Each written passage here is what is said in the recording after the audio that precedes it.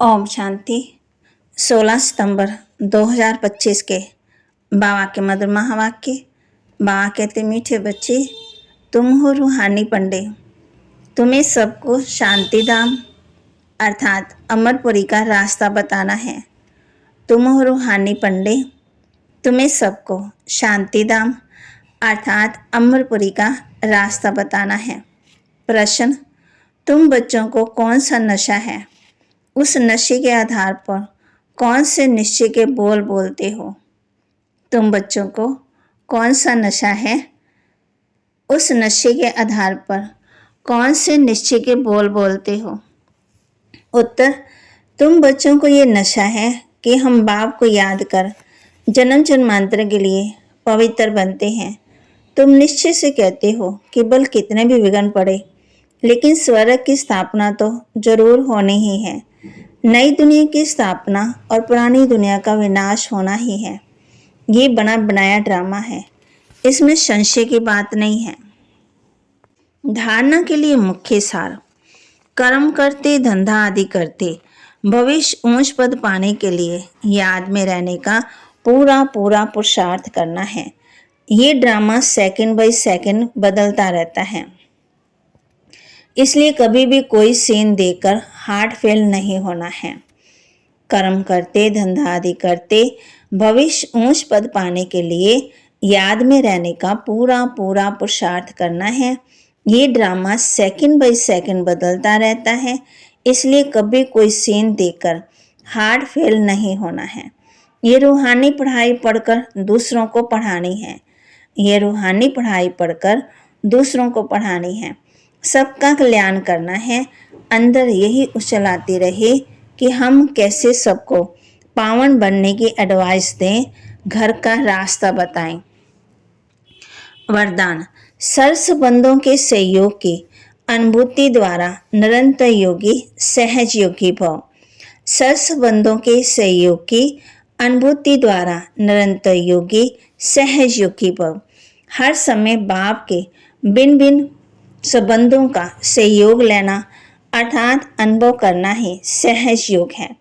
बाप कैसे भी समय पर संबंध निभाने के लिए बंधे हुए हैं। सारे कल्प में अभी ही सर्व अनुभवों की खान प्राप्त होती है, इसलिए सदा सर संबंधों का सहयोग लो और निरंतर योगी सहज योगी बनो। क्योंकि जो सर संबंधों की अनुभूति वह प्राप्ति में मगन रहता है, वह पुरानी दुनिया के वातावरण से सहज ही उपराम हो जाता है। स्लोगन, सर्व शक्तियों से संपन्न रहना यही ब्राह्मण स्वरूप की विशेषता है।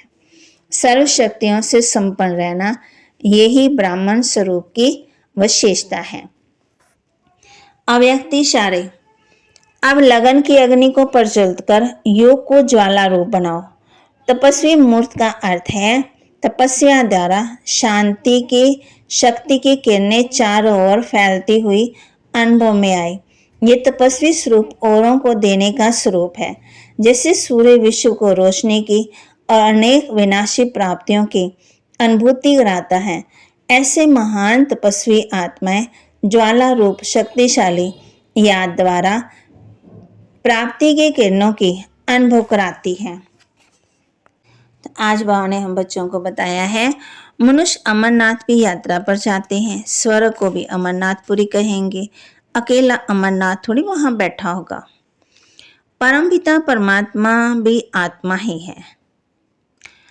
सिर्फ उनको परमपिता परमात्मा कहते हैं। वह हमको समझा रहे हैं, वही ज्ञान का सागर है, वही पवित्रता का सागर है। बाबा कहते, हम बच्चों को ज्ञान की धारणा करनी है। अब तुम हो रूहानी पंडे।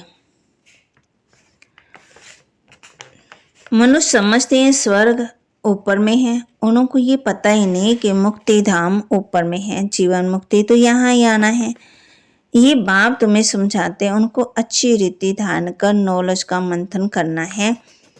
स्टूडेंट भी घर में यही ख्याल करते रहते हैं ना, ये पेपर भर कर देना है।